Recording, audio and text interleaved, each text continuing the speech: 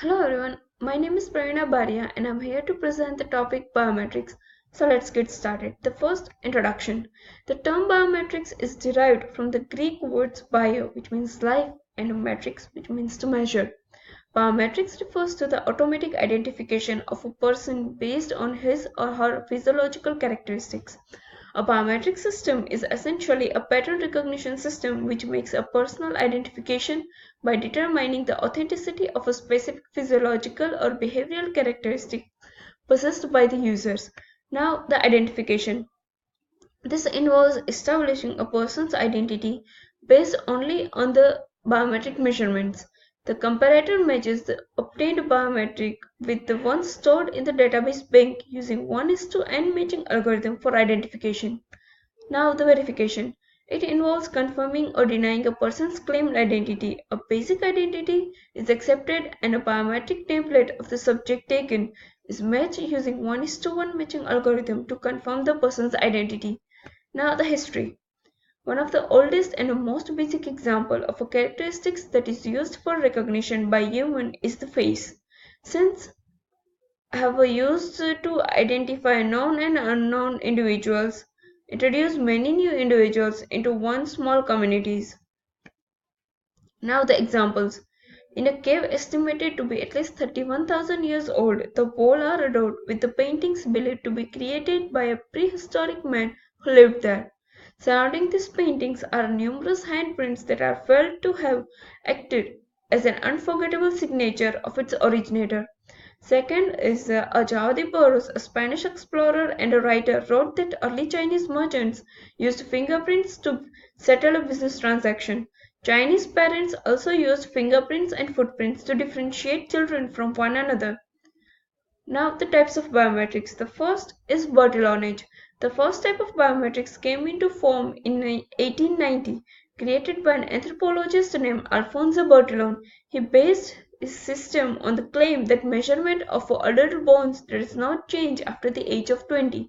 The method consisted of identifying people by taking various body measurements like a person's height, arm length, length and breadth of the head, a length of different fingers, and a length of the forearms, etc., using calipers.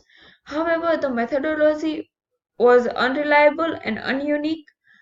Measurements allowed multiple people to have same results, decreasing the accuracy and hence is no longer used. The second is voice recognition. Voice recognition combines the physiological and behavioral factors to produce a speech pattern that can be captured by a speech processing technology. Inherent properties of the speaker like fundamental frequency, nasal tone, cadence, inflection, etc. are used for speech authentication. Next is iris recognition. Iris recognition analyzes features like rings, furrows, and freckles existing in the colored tissue surrounding the pupil. The scan uses a regular video camera and works through the glasses and contact lenses. The image of the iris can be directly taken by making the user position his eyes within the field of a single narrow-angle camera. This is done by observing a visual feedback via a mirror. The isolated iris pattern obtained is then demodulated to extract its phase information. Now, the signature recognition. Signature recognition is an instance of writer recognition, which has been accepted as irrefutable evidence in courts' flows. The way a person signs his name is known to be a characteristic of that individual.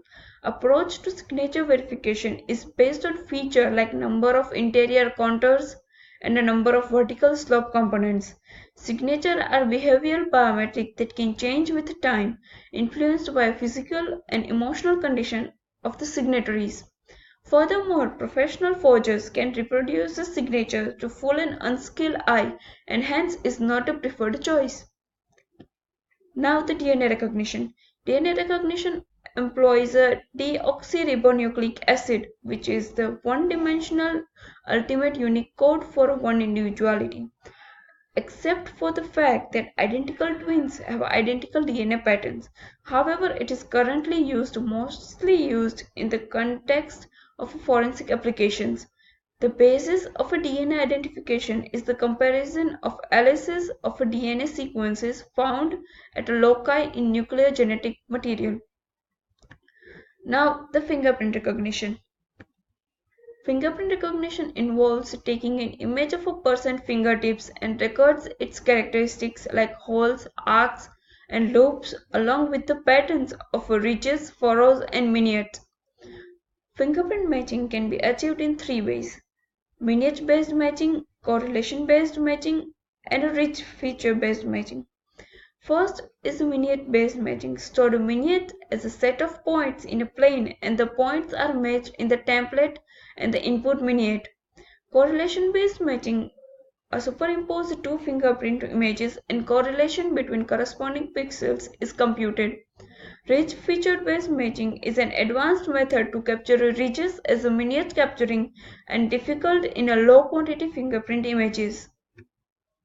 Now the face recognition. Face recognition technique records the face images through a digital video camera and analyzes facial characteristics like the distance between eyes, nose, mouth, and jaw edges. These measurements are broken into facial planes and retained in a database, further used for comparison. The face recognition technique is a facial thermograms. Use infrared heat scans to identify facial characteristics.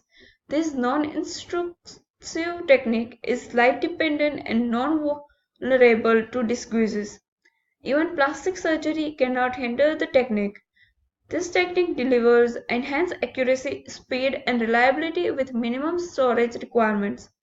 To prevent a fake face or a mold from faking out the system, many systems now require a user to smile, blink, or otherwise move in a way that a human before verifying.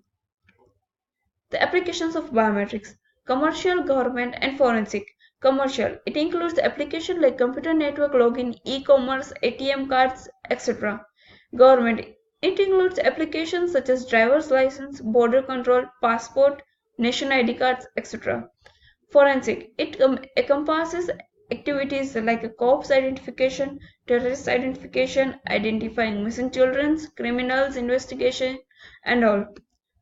At the last conclusion, current electronic security system, which rely primarily on a personal identification to ensure that a client is an authorized user of a system, have a common vulnerability. The verification can be duplicated, which can be nearly eliminated using a biometrics. Without doubt, the age of biometrics is here, and the technology will directly affect everyone over the next few years. These are the references. Thank you.